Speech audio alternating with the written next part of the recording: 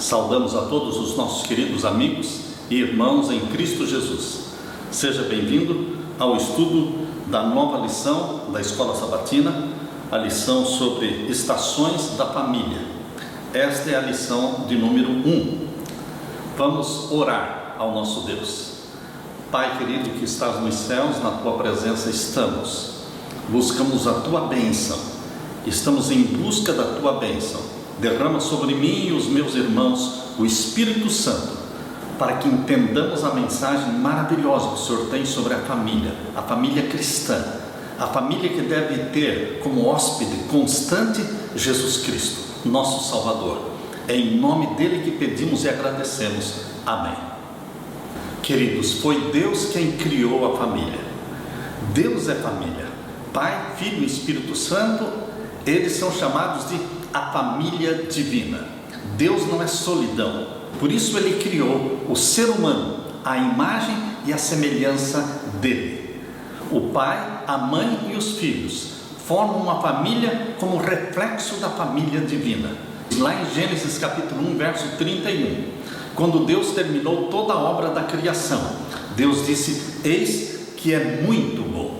Ou seja, a família foi criada por Deus lá no Jardim do Éden. E depois de 6.000 anos de pecado, nós ainda temos esta instituição sagrada, divina, família.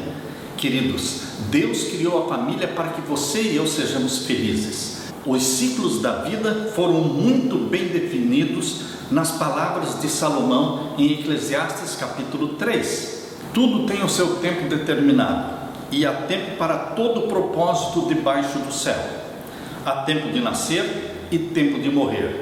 Nós, os seres humanos, vivemos todos esses ciclos da nossa vida. E certamente Deus quer que nós entendamos como devemos viver em cada um desses ciclos da vida. Na parte de domingo, no princípio. Esta expressão, no princípio, ela aparece na Bíblia 2 vezes.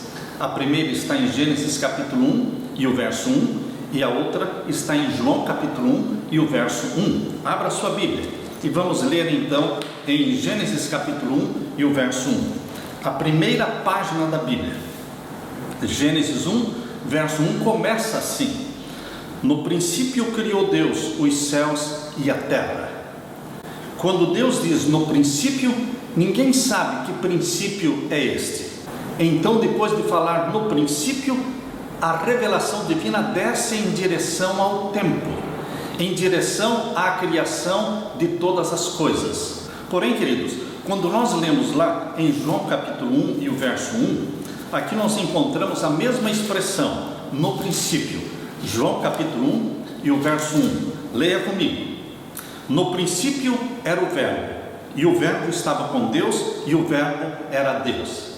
Você percebe que João começou o capítulo 1, verso 1 do seu livro com a mesma frase, no princípio. Só que, no caso de João, ele não desceu em direção ao tempo, em direção à criação de todas as coisas. Quando João diz no princípio, ele vai na direção oposta. Ele se dirige ao tempo que não existia o tempo, antes da criação de todas as coisas. Queridos, no princípio, não sabemos que princípio é esse na eternidade. O verbo, que é Jesus Cristo, era Deus, e o verbo estava com Deus, ou seja, Jesus Cristo, Deus o Filho, estava com o Pai.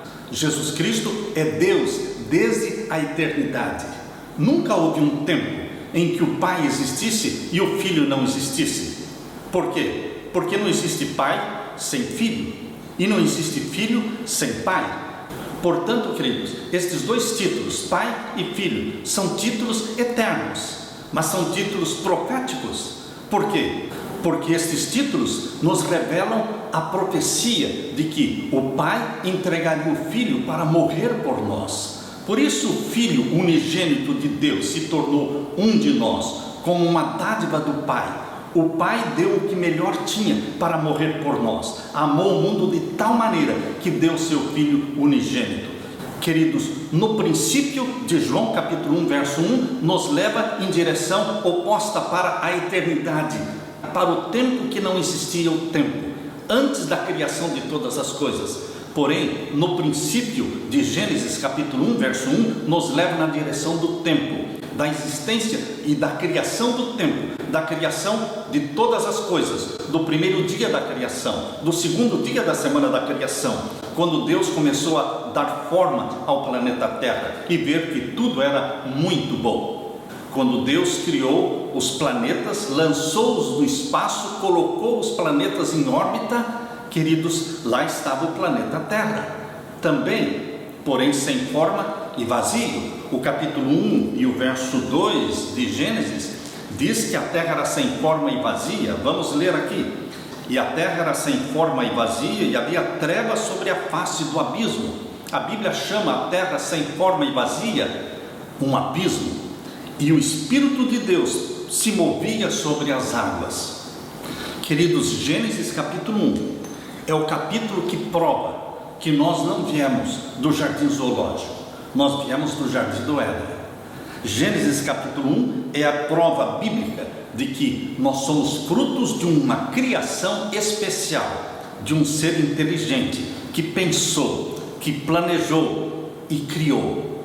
Nós somos adventistas, o maior movimento criacionista do mundo. Nós cremos nesta semana literal de 7 dias da semana da criação.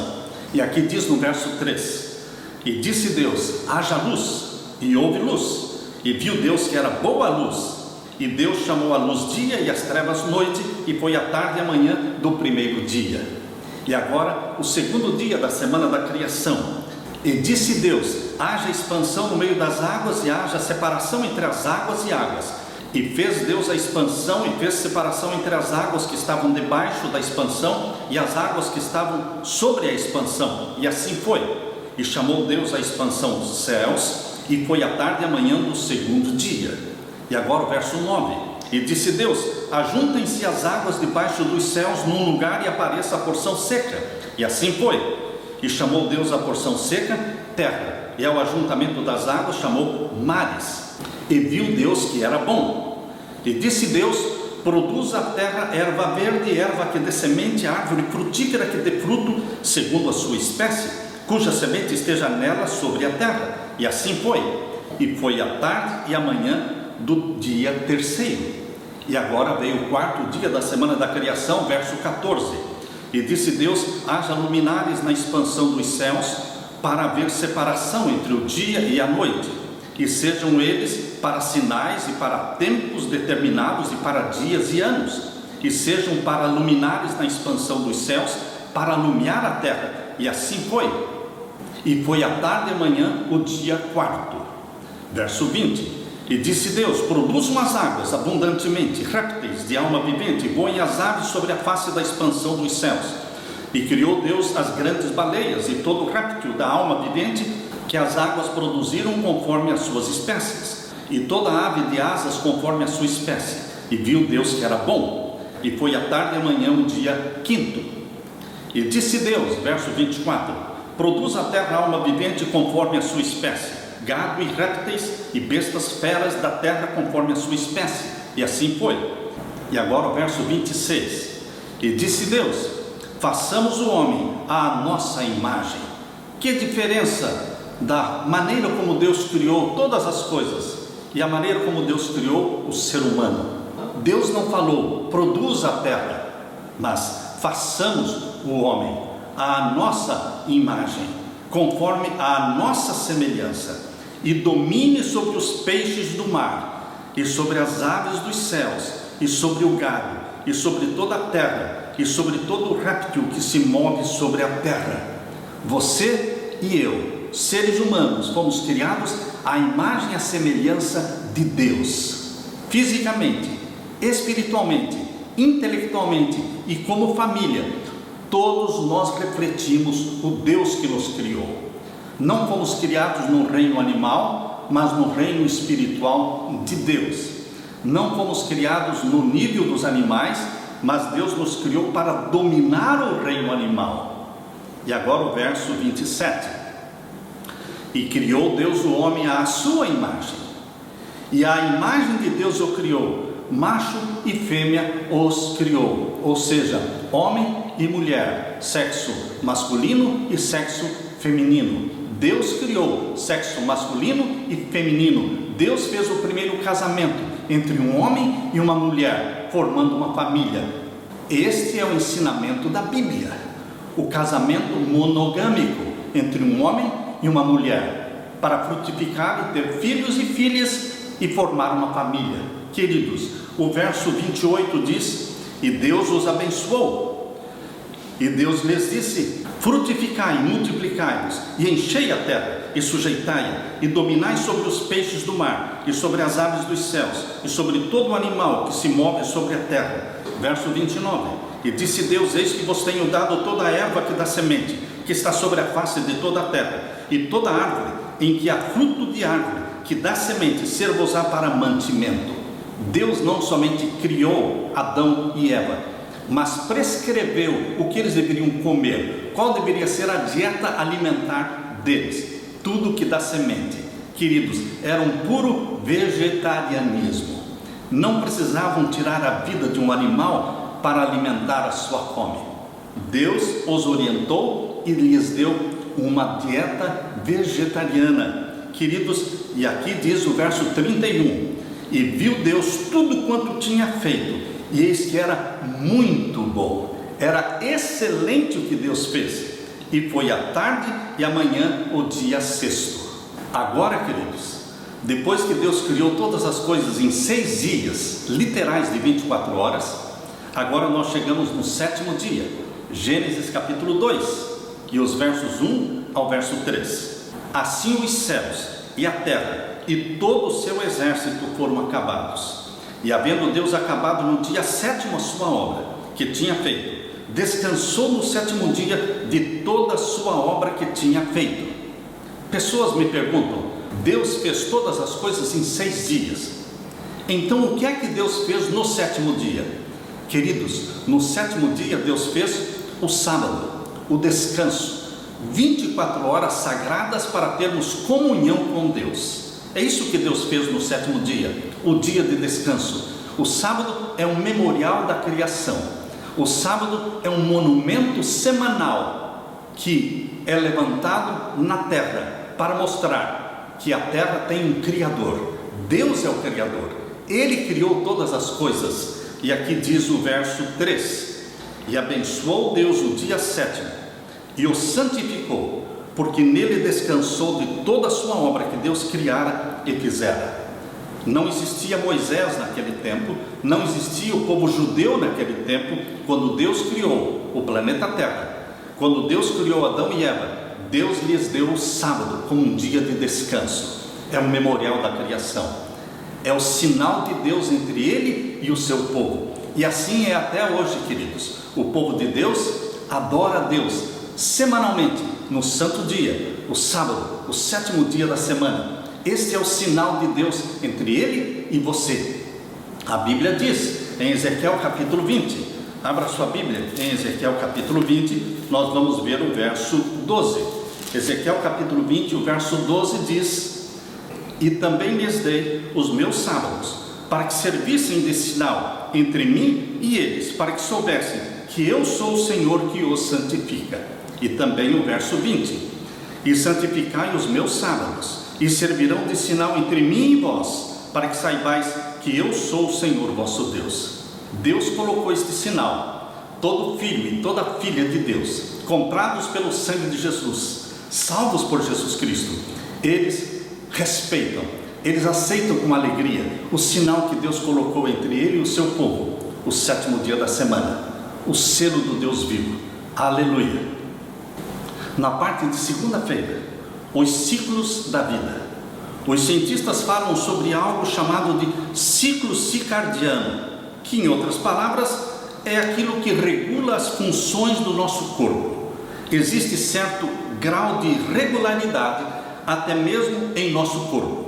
Portanto, até certo ponto existem ciclos por toda parte e até mesmo em nós. Queridos, Deus é um Deus de ordem. O nosso corpo é um corpo de ordem, de ciclos. Abra sua Bíblia e vamos ler então em Eclesiastes capítulo 3. Eclesiastes capítulo 3, o verso 2. Aqui diz: há tempo de nascer e tempo de morrer, tempo de plantar e tempo de arrancar o que se plantou. Portanto, existe o tempo que nascemos e existe o tempo em que vamos morrer. Depois que o pecado entrou no planeta Terra, nós nascemos e morremos. Nunca foi o plano de Deus que morrêssemos. A morte veio através do pecado. Abra sua Bíblia em Romanos capítulo 5 e o verso 12. Aqui diz: pelo que, como por um homem entrou o pecado no mundo, e pelo pecado a morte, assim também a morte passou a todos os homens, por isso que todos pecaram. Queridos, o plano de Deus não era o pecado. O plano de Deus era a vida eterna para a família humana. Mas Adão e Eva pecaram. O pecado entrou por um homem, Adão, e através do pecado entrou também a morte. Mas através de Jesus Cristo, segundo Adão, não entrou o pecado, entrou o perdão e a vida eterna. E todos que aceitam a Jesus terão vida plena, porque Jesus disse: eu vim para que tenham vida, e vida em abundância. Jesus Cristo veio para restaurar em você os planos de Deus, os planos originais, restaurar em você a imagem de Deus e devolver para você a eternidade. Deus planejou a eternidade para você e para mim, e em Jesus Cristo teremos vida eterna. Por quê? Primeira carta de João, capítulo 5 e o verso 11 diz assim: e o testemunho é este, que Deus nos deu a vida eterna, e esta vida está em seu Filho. Quem tem o Filho tem a vida, quem não tem o Filho de Deus não tem a vida. Jesus é a vida eterna à nossa disposição. Abraçando Jesus, estamos abraçando a vida eterna. Agora vamos ler Gênesis capítulo 21 e o verso 8. Gênesis 21, verso 8, aqui nos diz: e cresceu o menino e foi desmamado, falando de Isaque. E cresceu o menino e foi desmamado, então Abraão fez um grande banquete no dia em que Isaque foi desmamado. A Bíblia diz que existe o ciclo para nascer, existe o ciclo da infância, da meninice. Como a Bíblia fala da nossa infância, também fala da nossa juventude. Abra sua Bíblia em Salmos, vamos ler Salmos 71 e o verso 5. Salmos 71 e o verso 5. Aqui nós lemos: pois tu és a minha esperança, Senhor Deus, tu és a minha confiança desde a minha mocidade. Existe o ciclo do nascimento, o ciclo da infância, o ciclo da mocidade, e a Bíblia também fala em Salmos 37. Abra sua Bíblia, Salmos 37 e o verso 25. A Bíblia fala do ciclo da velhice. Fui moço e agora sou velho, mas nunca vi desamparado o justo, nem a sua descendência a mendigar o pão. Queridos, depois que o pecado entrou no planeta Terra, nós nascemos, passamos pela infância, alcançamos a adolescência, a juventude e entramos para a velhice e vamos morrer. Infelizmente, enquanto existir o pecado, existirá a morte. Por isso Deus tem um plano de vida melhor, um plano de vida abundante e eterna. Quando Jesus Cristo voltar, Ele vai inaugurar esta vida, este ciclo de vida eterna para aqueles que creem nele. Por isso Ele virá para nos buscar e nos levar para o céu, para vivermos com Ele por toda a eternidade. Será o ciclo da eternidade ao lado de Jesus Cristo. Por quê? Porque aqui nesta terra nós vivemos 70 anos e alguns pela robustez alcançam mais de 70 anos, alcançam 80 anos ou 90, mas é uma vida de canseira e de enfado. Queridos, na velhice, mais do que em qualquer outro ciclo da vida, nós ansiamos pela segunda vinda de Jesus. Nós desejamos, nós sonhamos com a segunda vinda de Jesus, quando vamos inaugurar o ciclo da vida eterna, uma vida que não tem fim, porque a eternidade que pertence a Deus, é inerente a Deus, nós podemos conseguir receber de graça através de Jesus Cristo. Existem bilhões, ou seja, mais de 7 bilhões de habitantes na Terra, e embora todos nós tenhamos muitas coisas em comum, cada um de nós é um indivíduo com características singulares. Somos únicos. Até as digitais que nós temos até as nossas digitais, são únicas. Não existe ninguém igual a você. Você é único, você é especial para Deus. Na parte de terça-feira, o inesperado. O inesperado é aquilo que nós não desejaríamos de ter ou que acontecesse em nossa vida.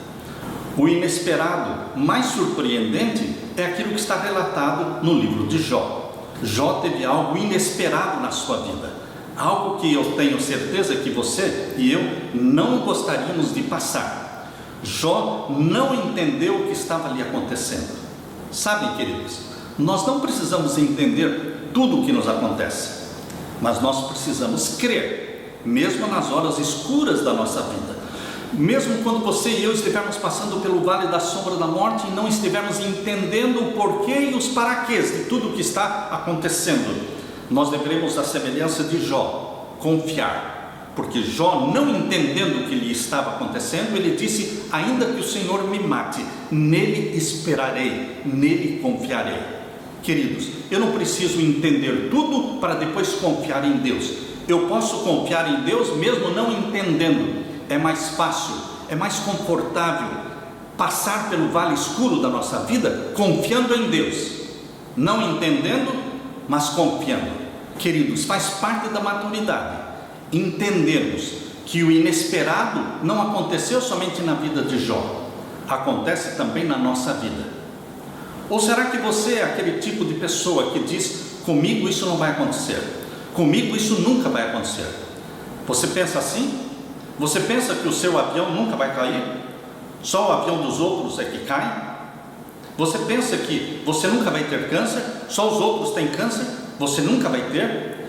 Você pensa que a tua família nunca vai se separar ou nunca vai acontecer coisas ruins na sua família? Só com os outros que acontecem?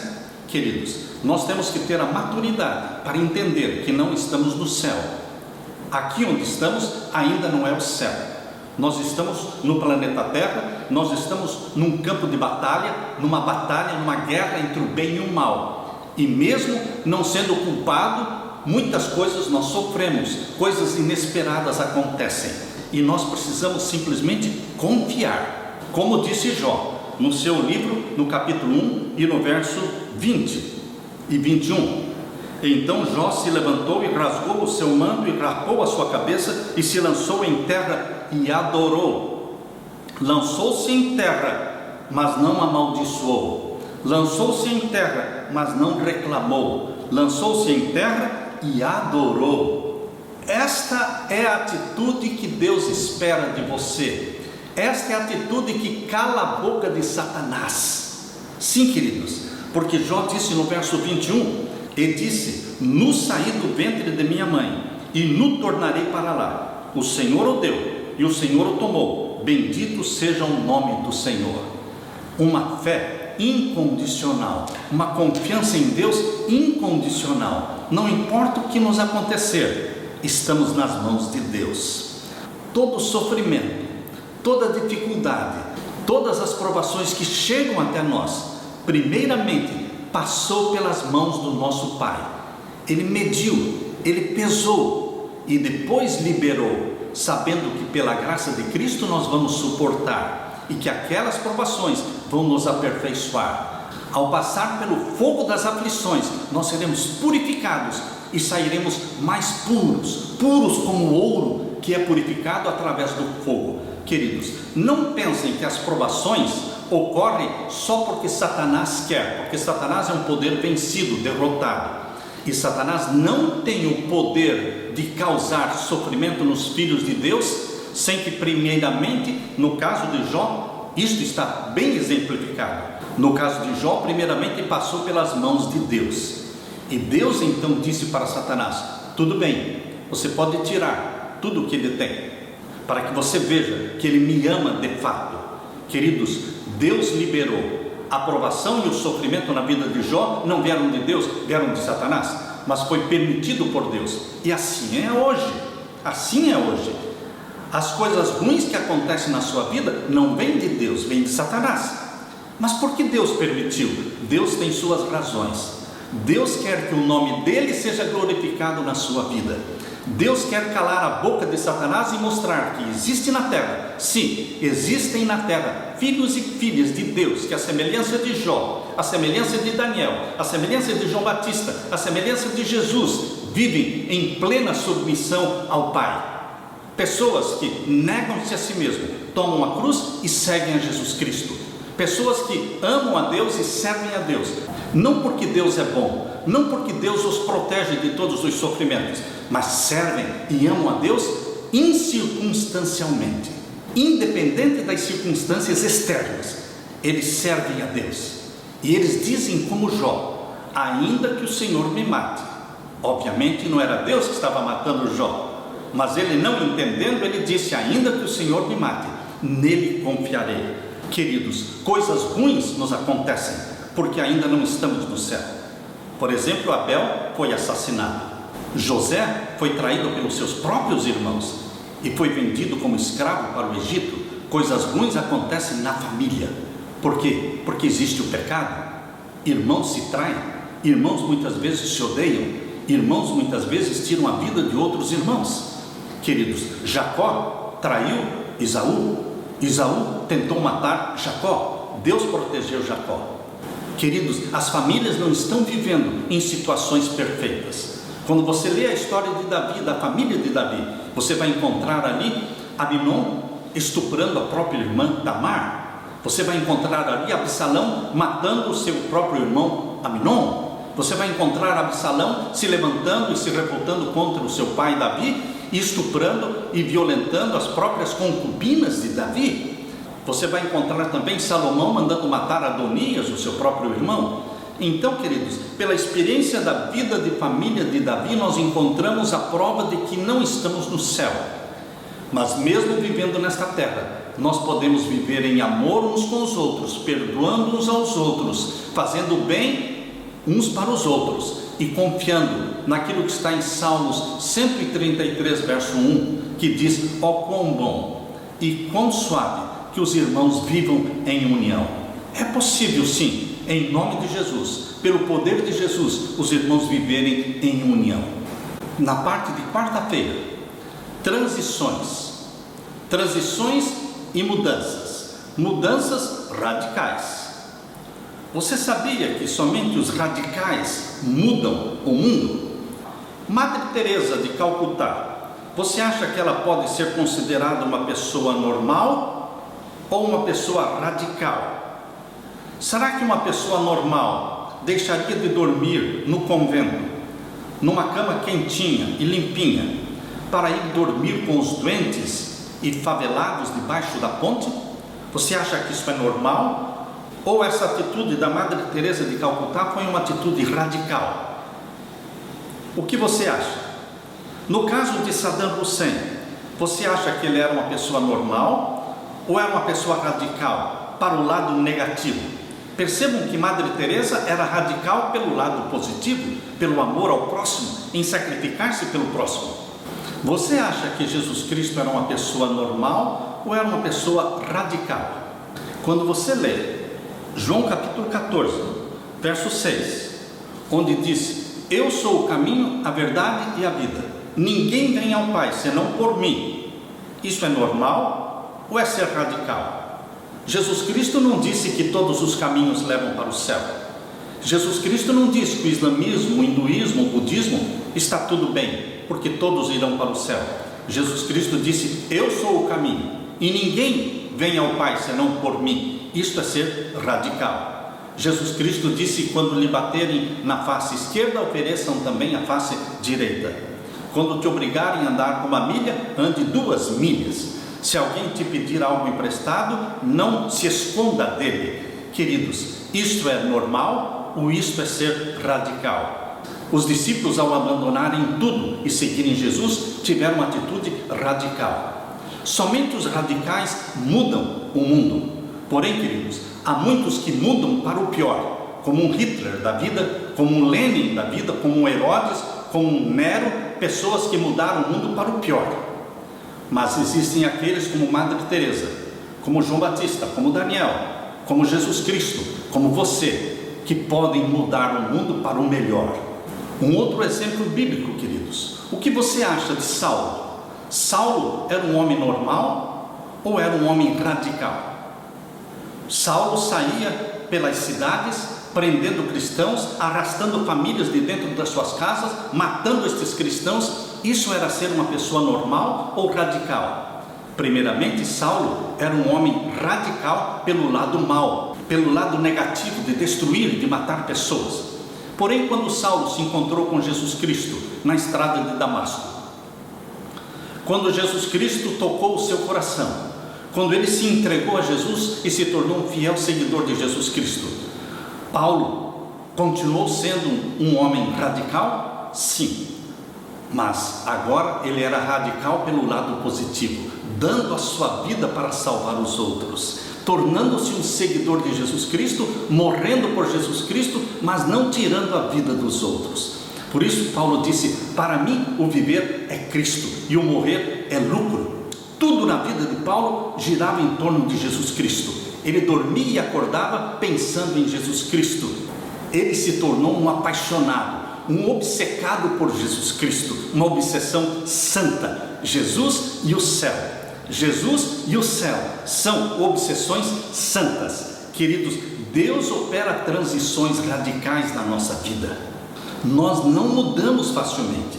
Toda mudança traz sofrimento.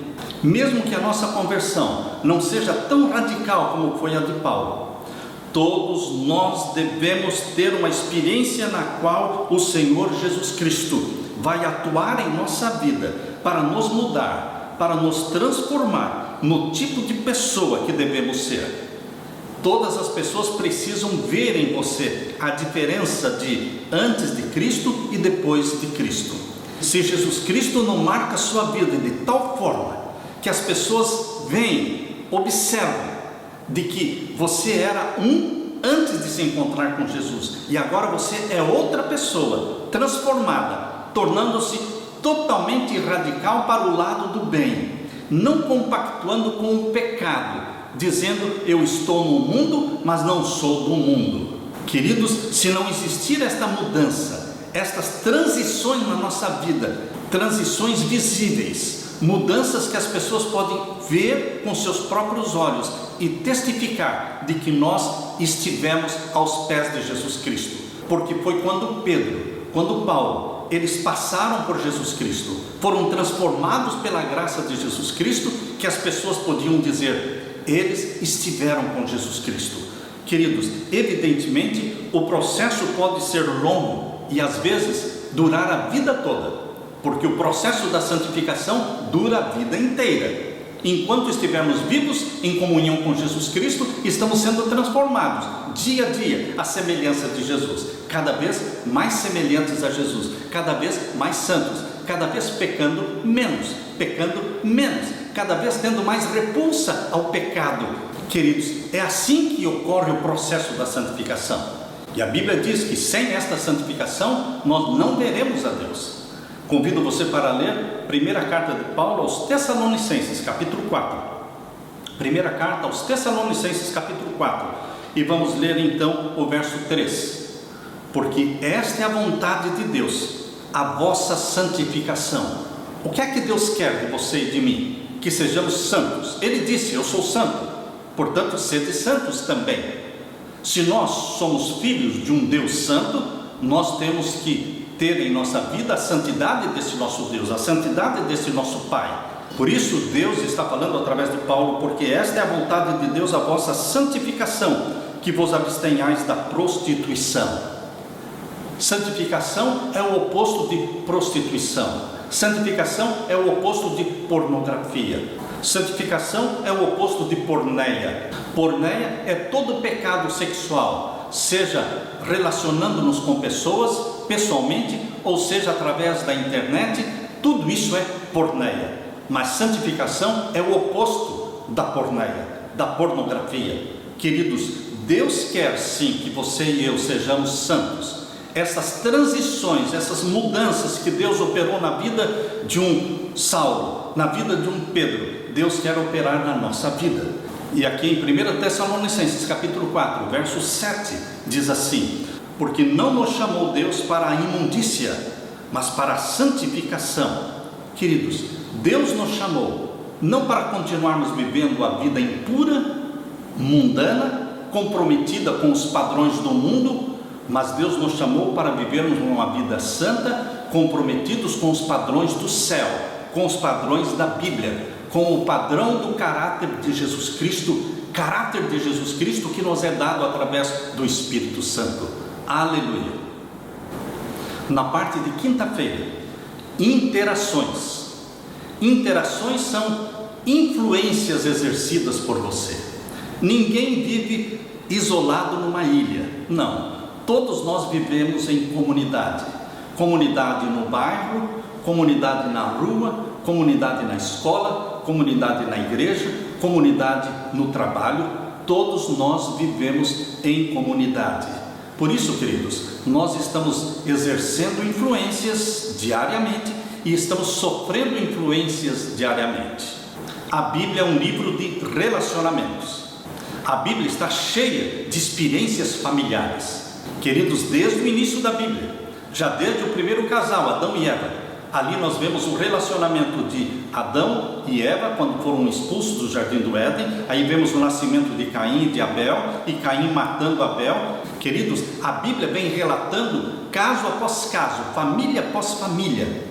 E, por exemplo, a família de Davi, um exemplo de família cheia de problemas de relacionamento entre irmãos e irmãos, um problema de relacionamento de filhos com o pai. Queridos, a Bíblia é um livro de relacionamentos. Deus nos criou para que nos relacionássemos com outras pessoas. E Deus criou a família porque na família é onde os relacionamentos podem ser amadurecidos. No livro Lar Adventista, servo de Deus Ellen White diz assim: aquele que for santo no lar será santo em qualquer parte do mundo. Deus nos chamou para desenvolvermos a santificação de Jesus Cristo dentro do nosso lar, no seu relacionamento com a esposa, no seu relacionamento dentro de quatro paredes, no seu relacionamento com seus filhos. Nós deveremos estar desenvolvendo a santificação, sem a qual ninguém verá a Deus. Hoje vivemos em tempos em que as pessoas fogem de relacionamentos humanos e preferem se relacionar com os animais. Eu li um pensamento uma vez que diz assim: a pessoa disse, quanto mais eu conheço os seres humanos, mais eu amo os animais. Queridos, não está certo. Jesus Cristo morreu pelas pessoas. Jesus Cristo voltará a esta terra a buscar pessoas e levá-las para o céu. Portanto, não substitua o relacionamento de pessoas com relacionamento com animais. Por quê? Porque as pessoas é que divergem de nós. Animal obedece, você manda, ele obedece. Mas pessoas discutem com você. Pessoas divergem do seu pensamento. Pessoas perguntam por quê? O porquê. As interações mais profundas, mais significativas e transformadoras não vêm dos animais para você, vem do seu relacionamento com pessoas. Portanto, não é de admirar que a família e os relacionamentos familiares sejam tão cruciais para a nossa existência. Outras pessoas em sua interação conosco causam impacto sobre nós, e nossa interação com os outros estamos causando impacto sobre elas. Deus quer que você seja uma santa influência na vida das pessoas. É impossível não exercer influência. É inevitável a influência dos outros sobre nós e a nossa sobre eles, especialmente sobre aqueles de quem somos mais próximos, que geralmente são os membros da nossa família. A esposa precisa ver em você, meu querido irmão, o amor de Jesus Cristo, a tolerância de Jesus Cristo, a cortesia e bondade de Jesus. Queridos, há pessoas que têm tolerância zero. Pessoas que têm tolerância zero com outros não podem desenvolver relacionamentos saudáveis. Nós precisamos ser tolerantes com os outros. Você e eu podemos ser intolerantes. Sim, podemos ser intolerantes com nós mesmos. Eu posso ser intolerante comigo mesmo. Eu posso ser estrito e exigente e duro comigo mesmo, mas com os outros, mesmo dentro da nossa família, nós deveremos exercer tolerância, respeito. Aqui nós lemos em Efésios capítulo 4 e o verso 2. Efésios capítulo 4, verso 2, Deus diz: com toda humildade e mansidão, com longanimidade, suportando-vos uns aos outros em amor. O que é suportar uns aos outros em amor? É ser tolerante, não ser duro com os outros, tolerante com os outros, intolerante consigo mesmo, como foi Jesus. Jesus passava noites inteiras em oração, mas ele não exigia que os seus discípulos passassem a noite toda em oração. Ele deixava os discípulos irem para casa, para estar com a esposa, para estar com a família, enquanto ele ficava no monte, orando. Ou seja, Jesus Cristo, ele gastou 40 dias em jejum, mas ele não disse para Pedro, para João: vocês também têm que gastar 40 dias de jejum. Queridos, Jesus era duro consigo mesmo, mas ele era tolerante com os outros. Que bom, que maravilhoso será o nosso relacionamento familiar, se nós tivermos o Espírito de Jesus Cristo. Abra sua Bíblia em Tiago capítulo 5 e o verso 16. Tiago capítulo 5 e o verso 16. Aqui nós podemos ler: confessai as vossas culpas uns aos outros e orai uns pelos outros, para que sareis. A oração feita por um justo pode muito em seus efeitos. Eu dependo de você, você depende de mim. Eu preciso perdoar você para ter saúde. A cura está muito intimamente relacionada ao perdão. Pessoas vivem doentes porque não querem perdoar, têm uma consciência culpada, ou tem uma cela dentro da sua mente, onde tem ali muitas pessoas presas, prisões perpétuas dentro da mente da pessoa. E quando você prende uma pessoa dentro desta prisão perpétua na sua mente, não perdoando, nunca mais falando com esta pessoa, você está prendendo a si mesmo dentro desta prisão perpétua. Queridos, nós temos que perdoar uns aos outros, confessar as nossas culpas uns aos outros, para que saremos. A cura, segundo a Bíblia, está relacionada com o perdão e o bom relacionamento dentro da família e dentro da comunidade. A oração feita por um justo pode muito em seus efeitos. Se agirmos bondosa e gentil e compassivamente com os outros, seremos uma santa influência sobre eles, a ponto de mudar sua vida de uma forma muito positiva. Queridos, o lar pode ser simples, o lar pode ser pobre, o lar pode ser sem luxo, mas pode ser sempre um lugar em que profiram palavras alegres, pratiquem atos de bondade, onde a cortesia e o amor sejam hóspedes constantes. Isto está no livro Lar Adventista, página 18. Faça do seu lar e dos relacionamentos dentro da sua família um ambiente em que os anjos tenham prazer de ali habitar, um ambiente onde Jesus Cristo seja o hóspede constante. O mais poderoso argumento a favor do cristianismo é um cristão amável e que sabe amar. Eu quero ler para você o que eu li no livro do padre Sérgio Zanella, A Igreja Traída. Estou à procura de Cristo, disse ele, e não o encontro. Quanto mais eu entro no meio eclesiástico, mais me perco, e menos possibilidade de encontrar Jesus eu vejo. Onde estará Jesus? Onde se escondeu? Se alguém o encontrou, venha depressa avisar-me, não com a boca, não com palavras, mas com a vida e as suas manifestações. Eu também quero encontrá-lo e levá-lo aos homens e à humanidade. Queridos, as pessoas querem encontrar Jesus, mas eles querem ver Jesus exemplificado na sua vida. Eles querem ver o Jesus que anda pelas ruas hoje. Eles querem ver Jesus que vai trabalhar. Eles querem ver esse Jesus exemplificado em você que tem uma esposa, que tem filhos. Eles querem ver Jesus exemplificado na sua vida, dentro dos relacionamentos familiares, na sua família. E no livro Conselhos a Pais, Professores e Estudantes, na página 292, nós lemos que quando o caráter de Jesus for perfeitamente reproduzido em seu povo, então Jesus virá para reclamar os seus.